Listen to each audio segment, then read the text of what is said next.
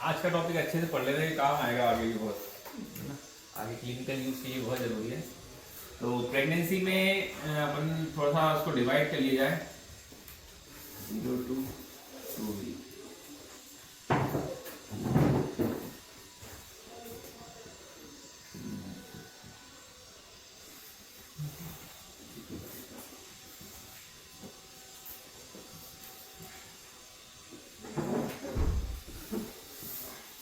ज़्यादातर पेशेंट आपके पास आते हैं अगर प्रेगनेंसी है, तो प्रेगनेंसी में अपन को कोई सी भी मेडिसिन देने में थोड़ा सा हमेशा कंफ्यूजन रहता है। तो डिटेल में थोड़ा बहुत अपन को पता होना तो बहुत कुछ अपन आगे दवाइयाँ दे सकते हैं। सबसे पहले तो 0 to 2 वीक, 0 to 2 वीक में क्या होता है, फर्टिलाइजेशन होता है एंड इम्प्लांटेशन होता है। जो यूट्रस है, यूट्रस जो फर्टिलाइजेशन के बाद जो एम्ब्रियो बनता है, उसके बाद उसका यूट्रस में इम्प्लांटेशन होता है 2 वीक के अंदर अंदर। इसमें ऑल एंड नॉन लॉ चलता है। ऑल एंड नॉन मतलब या तो वो फर्टिलाइजेशन होके इम्प्लांटेशन पूरा हो जाएगा या तो फिर नहीं होगा। अगर हो गया है तो सेफ ही रहेगा, मतलब इसमें कोई कंजेनाइटल एब्नॉर्मलिटी नहीं होती है। इसमें अगर अपन ने कोई मेडिसिन इस टाइम पे दी है तो उससे सिर्फ ये है कि या तो प्रेगनेंसी होगी ही नहीं, हुई है तो सही होगी, ठीक है। इसमें कोई कंजेनाइटल एब्नॉर्मलिटी होने की चांस नहीं है। तो 0 to 2 वीक का ये है कि 0 to 2 वीक में अपन को ऐसी मेडिसिन नहीं देनी जिससे कि यहाँ की कोई मोर्टिलिटी में इफेक्ट आए या फिर और कुछ दिक्कत हो यूट्रस में। लेकिन ये है कि अगर 0 to 2 वीक में अगर कोई मेडिसिन दे दी है अपन ने, क्योंकि ज्यादातर तो 0 to 2 वीक में पता ही नहीं चलता है। लेकिन अगर कोई अपन को बोलता है कि अभी प्रेगनेंसी हुई है लेकिन उसने थोड़े टाइम पहले कोई मेडिसिन ली थी जो कि टेराटोजेनिक थी, तो इसमें ये बोलना है कि एक बार प्रेगनेंसी हो गई तो इस टाइम पे टेराटोजेनिसिटी का कोई इफेक्ट नहीं पड़ेगा, ठीक है। 2 वीक के अंदर अंदर सबसे मोस्ट इंपॉर्टेंट पीरियड होता है 2 वीक से लेके 3 मंथ तक। इस पीरियड में है पूरा ऑर्गेनोजेनेसिस, इसी पीरियड में होती है। जितना भी ऑलमोस्ट 2 वीक से लेके 8 वीक माना जाए, 8 वीक तक 99% तक ऑर्गेनोजेनेसिस हो जाती है। 8 वीक से लेके 12 वीक तक, इस वीक में क्या रहता है, सिर्फ जो ऊपर का पार्ट है, ब्रेन का डेवलपमेंट होता है, टीथ बनते हैं। तो ऑलमोस्ट छोटा मोटा कहा जाए 3 मंथ बोल लिया जाए, 3 मंथ तक ऑर्गेनोजेनेसिस होनी है, पूरा ऑर्गन डेवलपमेंट इसी टाइम पे होना है। इस टाइम पे कोई भी मेडिसिन सेफ नहीं मानी जाती है, इसलिए इस टाइम पे अपन को हर मेडिसिन अवॉइड ही करनी है। क्योंकि अभी हम कैटेगरी बताएंगे, तो कोशिश करना है तो इस टाइम पे कोई भी मेडिसिन अपन को नहीं देनी है जब तक कि अर्जेंट बहुत ही उसकी इमरजेंसी नहीं हो। 3 to 6 मंथ का पीरियड, इसमें सिर्फ जो है जो ऑर्गन बन चुके हैं वो उसका एनलार्जमेंट होना रहता है, ये सबसे सेफ पीरियड होता है। इस पीरियड में ज्यादा कुछ टेररिटी नहीं होती है। और 6 to 9 मंथ में जो लाइकर है, डिलीवरी वाला है, लेबर प्रेसिपिटेट होने के चांसेस हो सकते हैं। तो कई मेडिसिन होती है जो फर्स्ट ट्राइमेस्टर में नहीं दे सकते, कई मेडिसिन होती है जो लास्ट ट्राइमेस्टर में नहीं दे सकते। सेकंड ट्राइमेस्टर तो ऑलमोस्ट सेफ ही होता है, ज्यादा कोई दिक्कत नहीं होती है।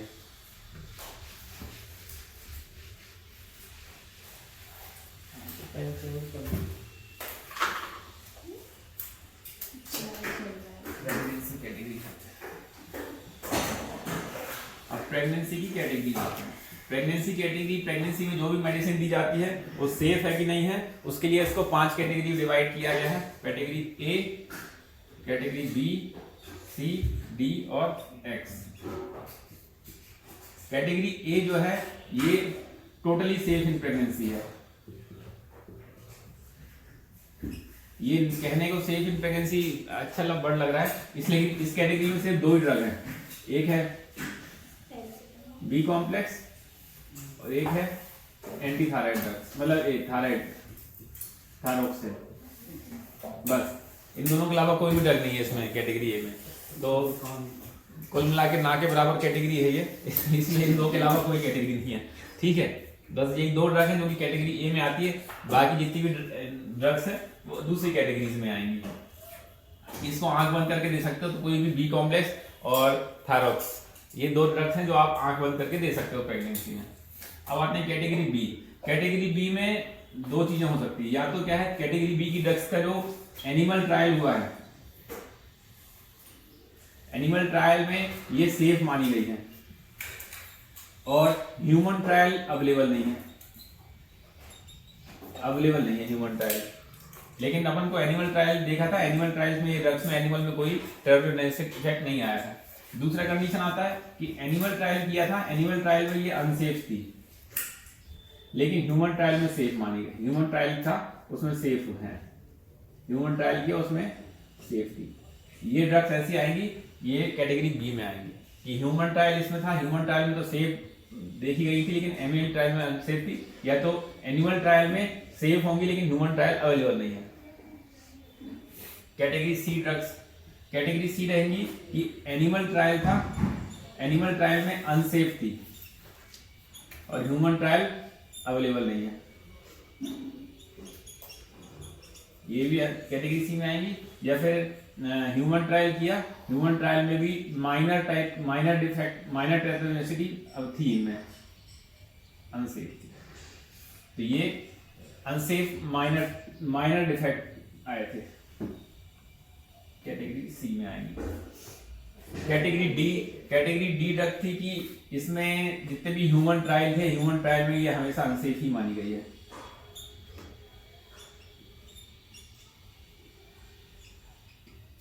अनसेफ थी लेकिन ये इतनी अनसेफ नहीं है कि इसको इमरजेंसी में यूज ना किया जाए। इसको अपन इतनी थी कि इमरजेंसी अगर हो, कोई इमरजेंसी है, लाइफ थ्रेटनिंग कंडीशन है, उसमें अपन को कैटेगरी डी की ड्रग्स की यूज करनी है। कैटेगरी एक्स ड्रग जो है जो कि टोटली कंट्राइंडिकेटेड है, इसको कहीं भी यूज नहीं करना है। प्रेगनेंसी ये कोई भी कंडीशन हो, प्रेगनेंसी है मतलब ये एक्स देनी ही नहीं है। ठीक है, कैटेगरी से समझ में आ गई ना। तो मोटे मोटे तौर पे ये देखा जाए कि कैटेगरी ए बी सी ये 3 ड्रग्स अपन दे सकते हैं। आप कोई भी मेडिसिन जो आप जानते नहीं हो और आपको प्रेगनेंसी में देनी है तो सिर्फ उसमें नेट में आपको डालना है, जो भी ड्रग्स का नाम लिखो उसकी प्रेगनेंसी कैटेगरी इतना लिख दो तो नेट पे ऊपर ऊपर लिखा जाएगा कौन सी कैटेगरी है। तो सी तक देखो, ए और बी तो अपन को दे ही सकते हैं, सी में ये देखना है कि सी में उसको अगर पेशेंट को इंडिकेटेड है तो अपन देते हैं, शॉर्ट टर्म में दे सकते हैं। लॉन्ग टर्म यूज नहीं करना है तो उसको फिर भी एक बार सोचो कि सी देना है कि नहीं देना। डी को सिर्फ शॉर्ट टर्म में दे सकते हैं, लॉन्ग टर्म में कभी भी नहीं देना है। डी को सिर्फ तभी देना है जब थोड़ी सी पेशेंट एडमिटेड पेशेंट हो या फिर कोई इमरजेंसी हो। एडमिटेड पेशेंट को डी भी देते हैं, लेकिन जो ओपीडी पेशेंट है, ओपीडी पेशेंट को अपन सी तक देते हैं। डी कैटेगरी की ड्रग्स ओपीडी पेशेंट को नहीं देते। सी में भी ऐसा है पेशेंट जिसको अपन को लग रहा है कि थोड़ा सा ज्यादा दिक्कत है, उसको देना ही चाहिए, तो कैटेगरी सी में ड्रग दे सकते हैं। अब ड्रग्स कौन कौन सी अपन यूज करते हैं कॉमनली, उनके बारे में डिटेल थोड़ी सी बता देते हैं। सर जैसे कंट्राइंडिकेटेड बोलते हैं तो हार्मफुल बेबी के लिए होगा कि मदर के लिए होगा? मदर के लिए काहे को हार्मफुल होगा, बेबी के लिए तो हार्मफुल होगा। कंजेनाइटल डिफेक्ट, टेरिटोजेनिसिटी तो वही होती ना, जो बेबी में हार्मफुल हो। बेबी में हार्मफुल हो दो तरीके से हो सकते हैं, या तो बेबी को कंजेनाइटल एब्नॉर्मलिटी कर रही है, या तो बेबी को ग्रोथ रिटार्डेशन कर रही है, या तो बेबी में ड्यूरिंग डिलीवरी दिक्कत होगी, या तो बेबी को डिलीवरी के बाद अगर रेस्पिरेटरी कोई प्रॉब्लम कर सकती है, या अर्ली लेबर करा देगी तो भी दिक्कत होगी, लेबर प्रेसिपिटेट कर देगी। ये चारों पांचों कारण हैं जो टेरिटोजेनिसिटी को लेंगे। सबसे पहले कौन सी आते हैं अपन, एंटीबायोटिक्स में आते हैं। एंटीबायोटिक्स कैटेगरी बी में आ जाती हैं total beta lactam antibiotic. Beta lactam antibiotics में क्या आते हैं, सेफलोस्पोरिन ग्रुप आता है। सेफलोस्पोरिन में जितने भी है थर्ड जनरेशन सेफलोस्पोरिन से लेके एम्पिसिलिन, अमॉक्सिसिलिन, सेफलोस्पोरिन पूरा ग्रुप आ गया। मेरोपेनम, ठीक। इसके अलावा एजिथ्रोमाइसिन,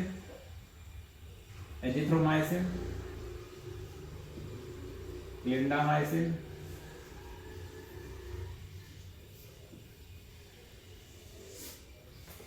मेट्रोनिडाजोल। मेट्रोनिडाजोल का यह है कि मेट्रोनिडाजोल फर्स्ट ट्राइमेस्टर में कैटेगरी सी में है, थर्ड ट्राइमेस्टर में कैटेगरी बी में चली आएगी। ये तीनों ऑल ट्राइमेस्टर में अपन को फर्स्ट और थर्ड की बात करी जाएगी, सेकंड ट्राइमेस्टर तो सेफ है, सेकंड में कुछ नहीं होना। तो ये की ड्रग्स जो है ऑल ट्राइमेस्टर में कैटेगरी बी में ही आएंगी। मेट्रोनिडाजोल का यह है कि फर्स्ट ट्राइमेस्टर में कैटेगरी सी में है, थर्ड ट्राइमेस्टर में बी में है। तो कोई भी पेशेंट आता है लूज मोशन का, तो अपन अगर फर्स्ट ट्राइमेस्टर में आता है तो अपन उसमें अवॉइड करते हैं, लेकिन अगर थर्ड ट्राइमेस्टर में आता है तो उसको सेफली दे सकते हैं मेट्रोनिडाजोल। सेकंड ट्राइमेस्टर में तो दे ही सकते हैं। सेकंड ट्राइमेस्टर की बात ही नहीं कर रहे हैं, वो सबसे सेफ ही है। एंटीबायोटिक्स होगा यार, और एंटीबायोटिक्स में क्या है, अमीकासिन कैटेगरी डी है, category D, fluoroquinolones category D, tetracycline category x, अच्छा टेट्रासाइक्लिन एक्स ज्यादा जरूरी है तो और कुछ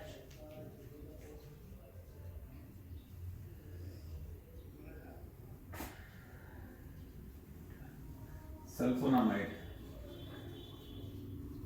सल्फोनामाइड कैटेगरी डी। तो ये ध्यान रखना है, प्रेगनेंसी में अमीकासिन नहीं देनी है। अमीकासिन क्या, कोई भी अमाइनो ग्लाइकोसाइड नहीं देनी है। ये अपन टोटल थोड़ा सा मिसनोमर है, अपन दे देते हैं अमीकासिन बहुत सारे पेशेंटों में। प्रेगनेंसी में अमीकासिन कैटेगरी डी में आती है, तो अनटिल अनलेस उसकी बहुत ज्यादा जरूरत नहीं है तो उसको नहीं देना है। ये पेशेंट एडमिटेड है उसको तब तक नहीं देना है। फ्लोरोक्विनोलोन्स पता ही है, जितनी भी फ्लोरोक्विनोलोन्स है, चाहे वो सिप्लॉक्स लियोफ्लॉक्स हो, ये यूजली इनका भी यही है। फ्लोरोक्विनोलोन जो है कैटेगरी सी में आती है, अगर थर्ड ट्राइमेस्टर में दोगे, अगर फर्स्ट ट्राइमेस्टर में दोगे तो कैटेगरी डी में आएगी।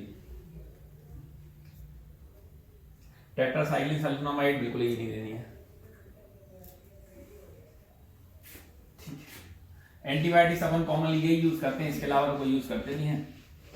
तो ध्यान में रखना है कि जब से सेफ एंटीबायोटिक सिर्फ दो ही हैं, बीटा लैक्टम एंटीबायोटिक हैं और एजिथ्रोमाइसिन ग्रुप की हैं। तो एजिथ्रोमाइसिन सेफली दे सकते हो, और आप ये जो नॉर्मली यूज करते हैं सेफेक्सिम, सेफेक्सिम दे सकते हो, और अमॉक्सिक्लेव दे सकते हो।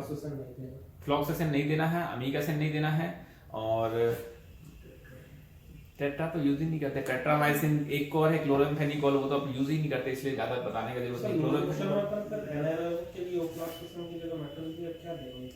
लूज मोशन में आप देते हैं अपन, नहीं, लूज मोशन में आप प्लेन सेफेक्सिम दोगे, प्लेन सेफेक्सिम दोगे अगर प्रेगनेंसी है तो। उसके साथ आप बहुत ज्यादा कुछ नहीं दे सकते। सेकंड में तो दे सकते हैं। ओफ्लॉक्सेसिन नहीं देना, ओफ्लॉक्स तो फ्लोरोक्विनोलोन्स है, तो कैटेगरी डी सेकंड में भी नहीं, सेकंड वाइज वो तो कैटेगरी डी है, उसको देने नहीं है प्रेगनेंसी में। फ्लोरोक्विनोलोन्स कैटेगरी सी में कन्वर्ट हो जाता है थर्ड ट्राइमेस्टर में, कैटेगरी 1 में, कैटेगरी डी में रहेगा फर्स्ट ट्राइमेस्टर में। सेकंड में तो सी में आ ही जाएगा अपने आप ही। सेकंड में दे सकते हैं। हाँ सेकंड में दे सकते हैं, लेकिन कैटेगरी सी है, कैटेगरी बी नहीं है। बी नहीं। एंटीबायोटिक्स हो गए, अब दूसरा आता है pain killer. Pain killer medicine जो है ऑलमोस्ट ऑल NSAID, ऑल एनसेक्ट जो है वो कैटेगरी सी में आते हैं। कोई भी एनसेक्ट सेफ नहीं है, सिर्फ पैरासीटामोल है जो कि कैटेगरी बी में आता है। अब जो है ऑल एनसेट्स में दो ऐसे एनसेट्स हैं, एक है आइबुप्रोफेन और एक है नेप्रोक्सेन, जो कि शॉर्ट टर्म अगर दिया जाए तो शॉर्ट टर्म में सेफ है। तो अगर कोई प्रेगनेंस है, प्रेगनेंसी में अगर कोई पेन किलर देना ही है आपको, तो शॉर्ट टर्म में आप नेप्रोक्सेन दे सकते हो या आइबुप्रोफेन दे सकते हो। पैरासीटामोल से हर बार काम चलता नहीं है, कई बार पेन इतना ज्यादा होता है कि उसको ठीक नहीं होता है। नेप्रोक्सेन कहा जाए तो नेप्रोक्सेन सबसे सेफ है प्रेगनेंसी में अगर देना है तो आपको पेन किलर, वो भी शॉर्ट टर्म में। इसका ये है, ये कैटेगरी सी तो है फर्स्ट ट्राइमेस्टर और सेकंड ट्राइमेस्टर में। कोई भी NSAID अगर आपने थर्ड ट्राइमेस्टर में दे दिया तो कैटेगरी डी में पहुंच जाता है। तो थर्ड ट्राइमेस्टर में इसलिए याद रखना है क्योंकि इसका एक स्पेशल कैटोजेनिसिटी होती है, वो प्रीमेच्योर क्लोजर ऑफ, क्या होता है, क्लोजर कर देता है काहे का, वो डक्टस आर्टेरियोसस जो कि ब्लड सप्लाई पहुंचाती है ना हार्ट को दूसरे, तो प्रीमेच्योर क्लोजर कर देता है डक्टस आर्टेरियोसस का NSAID।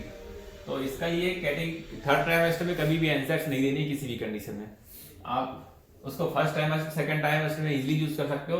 अगर देना ही है कोई एनसेट तो आप 1 या 2 डोज दे सकते हो सिर्फ नेप्रोक्सेन के, बस और कुछ नहीं देना। पैरासीटामोल भी नहीं, पैरासीटामोल दे सकते हो, वो कैटेगरी बी है, दे सकते हैं। पैरासीटामोल में दे सकते हैं। कुल मिला के ये अगर आपको पेन किलर देना है तो फर्स्ट और सेकंड ट्राइमेस्टर में आप नेप्रोक्सेन दे सकते हो, पैरासीटामोल हर ट्राइमेस्टर में दे सकते हो। थर्ड ट्राइमेस्टर में अनटिल अनलेस बहुत इमरजेंसी नहीं हो तब तक आपको एडवाइस करना है। अगर आपको कोई पेन किलर देनी है, अगर कोई माइग्रेन का पेन, ज्यादातर प्रेगनेंसी में माइग्रेन बहुत कॉमन है, तो माइग्रेन का पेन है तो सुमिट्रिप्टोन दो, सुमिट्रिप्टोन सेफ है प्रेगनेंसी में। माइग्रेन का एक्यूट अटैक आता है तो उसमें सुमिट्रिप्टोन भी सेफ है, नेप्रोक्सेन सेफ है, उसको आप सेफली दे सकते हो, उसमें कोई डरने की जरूरत नहीं है। बाकी सिर्फ थर्ड ट्राइमेस्टर में ध्यान रखना, थर्ड ट्राइमेस्टर में सर एनसेट्स अवॉइड करना है। इसके अलावा जो ओपोइड्स डेरिवेटिव है वो किसी भी ट्राइमेस्टर में सेफ नहीं है, इसलिए ओपोइड डेरिवेटिव नहीं यूज करना, सेडेटिव जो आते हैं। कंट्रासेप्ट नहीं है।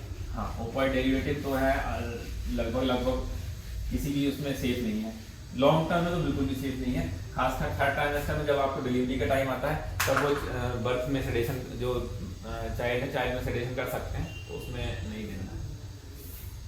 अब कहाँ में आते हैं अपन? Steroid. Steroid usually category C drug है ओवरऑल, बट कई बार ये बहुत कॉमनली यूज जाती है। अगर लॉन्ग टर्म दी जाए तो ये कैटेगरी सी है, लेकिन ऐसा देखा गया है कि शॉर्ट टर्म दी जाती है तो शॉर्ट टर्म में इसका कोई बहुत ज्यादा साइड इफेक्ट नहीं है, तो शॉर्ट टर्म इसको दिया जाएगा तो ये कैटेगरी बी रहेगी। शॉर्ट टर्म इसको सेफली दे सकते हैं, प्रेगनेंसी में कोई फीटल एब्नॉर्मलिटी या टेट्रोजेनेसिटी नहीं कराता है। कोई भी स्टेरॉइड देते हैं, कॉमनली अपन प्रेडनिसोलोन देते हैं। कई प्रेगनेंसी में बहुत सारी कंडीशन है जो कि एग्जैबरेटेड हो जाते हैं। कोई भी ऑटोइम्यून डिसीज है वो प्रेगनेंसी में एग्जैबरेटेड हो जाती है, तो उसको स्टेरॉइड की बहुत कॉमनली जरूरत पड़ती है अपन को, तो स्टेरॉइड देना पड़ता है। अपन को कोशिश करना है कि प्रेगनेंसी में कोई भी स्टेरॉइड को है लॉन्ग टर्म ना दें, अपन उसको जल्दी से जल्दी टेपर करके उसको कम करके बंद कर दें। तो शॉर्ट टर्म में कोई भी स्टेरॉइड जो है वो इजीली दे सकते हैं। स्टेरॉइड की बात हो गया, एंटीबायोटिक, स्टेरॉइड, पेन किलर, और कौन से हैं? एंटासिड। ऑल एंटासिड जो है कैटेगरी बी में आते हैं।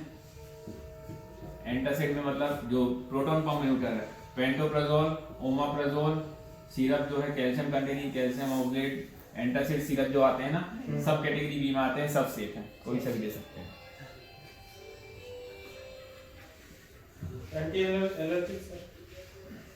एंटी एलर्जिक जो है जो फर्स्ट जनरेशन एंटी एलर्जिक है वो ज्यादा सेफ मानी गई है, ना कि सेकंड जनरेशन। हालांकि दोनों कैटेगरी बी में ही आएंगी, कोई कैटेगरी सी में नहीं आती। तो आपको चाहे सेट्रिजिन, ये सेट्रिजिन हो गई या लिवोसेट्रिजिन हो गई, लिवोसेट्रिजिन, मॉन्टेलुकास, सब कैटेगरी बी में है, सब सेफली यूज कर सकते हैं।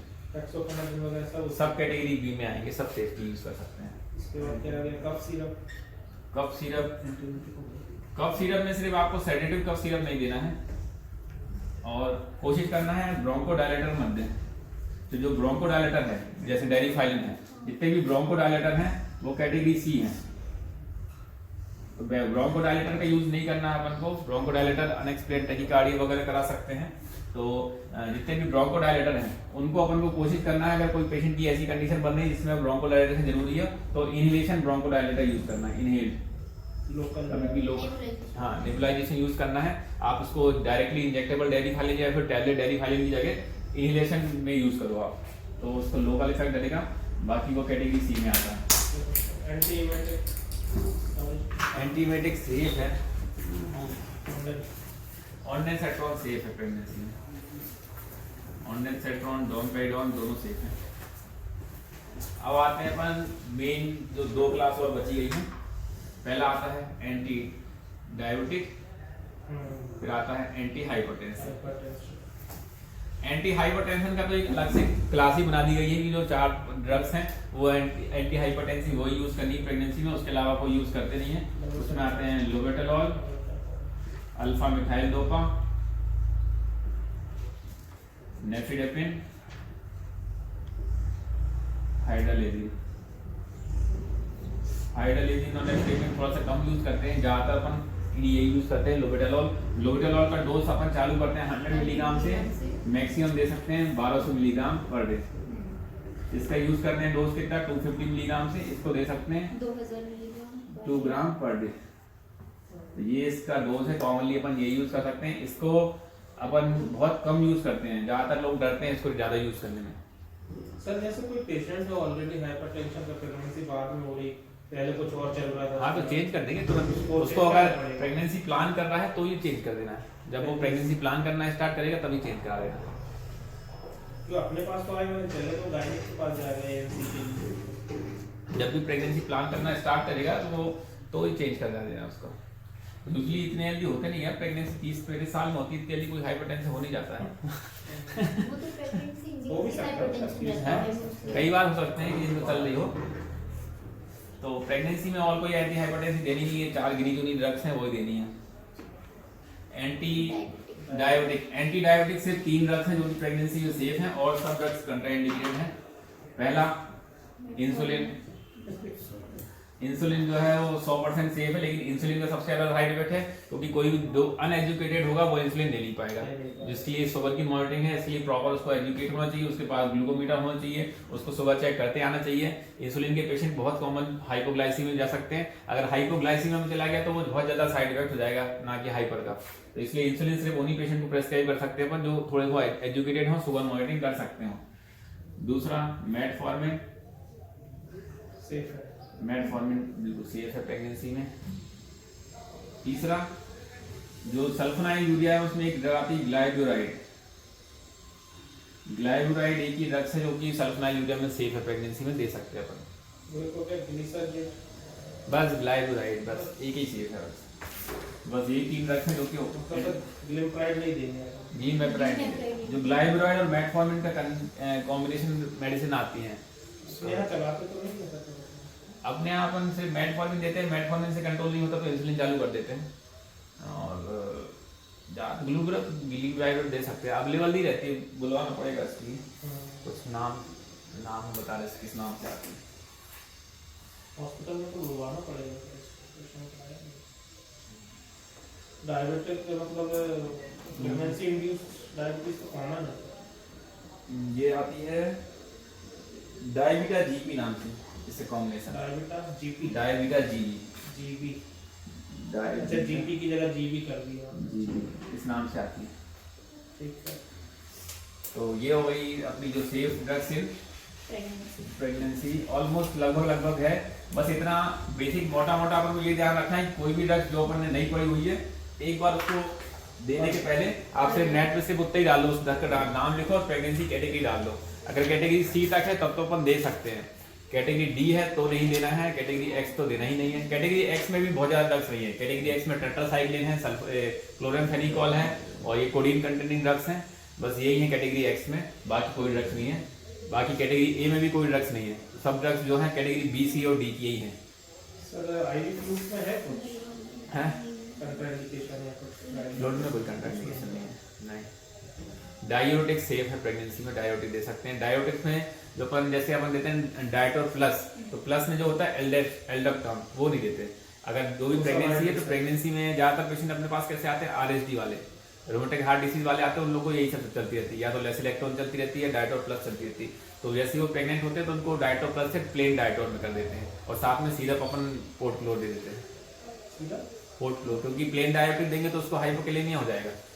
वो एल्डोस्टेरोन इसलिए देते हैं, वो पोटेशियम स्पेरिंग डायोटिक है, तो उसको मिला के देते हैं तो पेशेंट को हाइपोग्लाइसीमिया और हाइपोरेटीमिया नहीं होता है।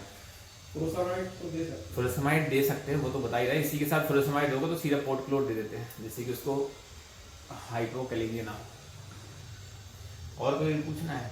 ग्रुप ले लिया, कॉमन यही ड्रग यूज करते हैं, अपना और कुछ तो यूज करते नहीं। तुमने कभी और कुछ यूज करी है?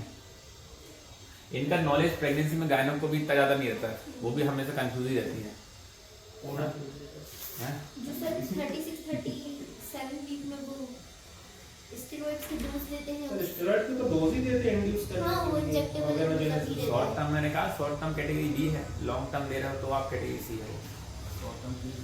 तो इंडिकेटेड रहता है स्टेरॉइड। हाँ, वो मतलब हमें तो सिर्फ कैटेगरी बनानी, इंडिकेटेड तो एस्पिरिन भी होती है, एस्पिरिन कैटेगरी सी ड्रग है।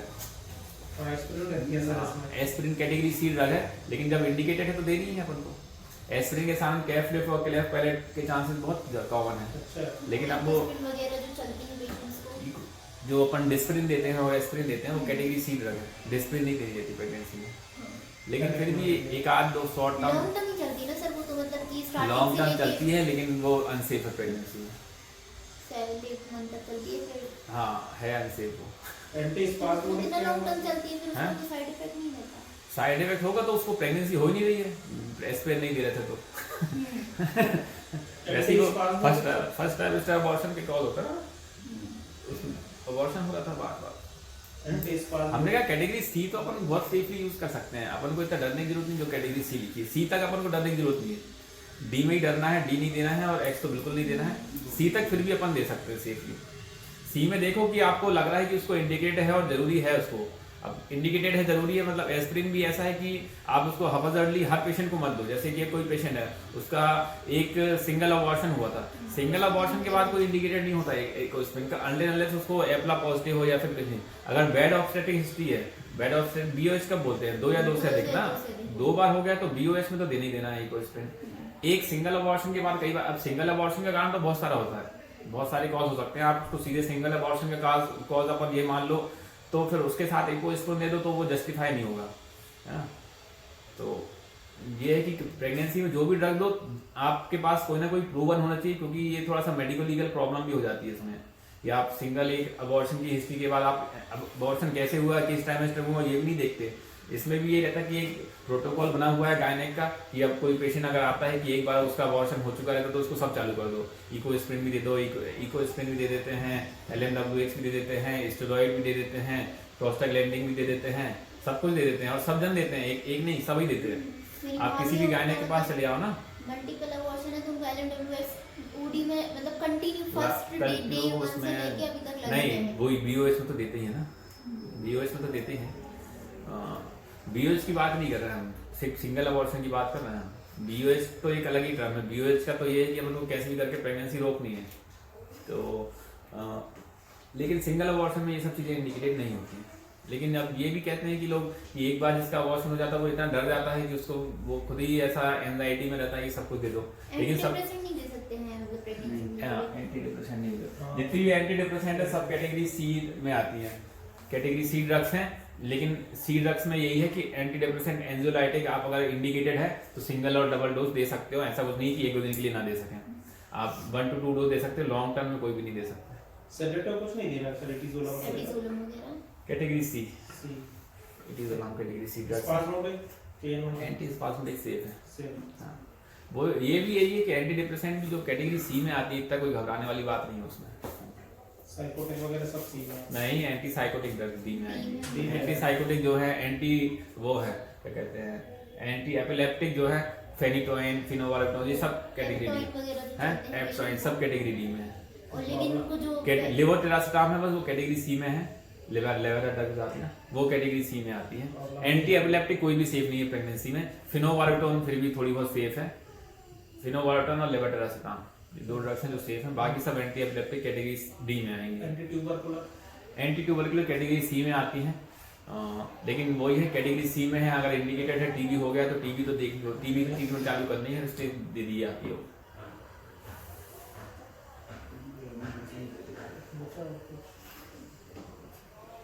जो थोड़े बहुत याद रखो, इतना ज्यादा याद करने की जरूरत नहीं है, तो कॉमनली हम देते रहते हैं इसलिए याद है। लेकिन कुल मिला के ये जो भी ड्रग आप दे रहे हो तो एक देख लो कैटेगरी सी तक अपन को ज्यादा दिक्कत नहीं। कैटेगरी सी वाली ड्रग अपन को देख लो कि थोड़ा सा प्रिकॉशन लेके देखो, इंडिकेटेड है तो ही लो, कोई मेडिकल लीगल प्रॉब्लम तो नहीं होनी चाहिए, ये देख लो उसमें। यूजुअली शॉर्ट टर्म में कैटेगरी सी वाला भी कुछ नहीं करता, कैटेगरी सी डी में ही दिक्कत होती है। एडमिटेड पेशेंट में तो कैटेगरी डी भी दे सकते हैं। एडमिटेड पेशेंट तो इमरजेंसी है, पेशेंट को जाना है, वही नहीं बचेगा पेशेंट तो बच्चा का कहेगा। चल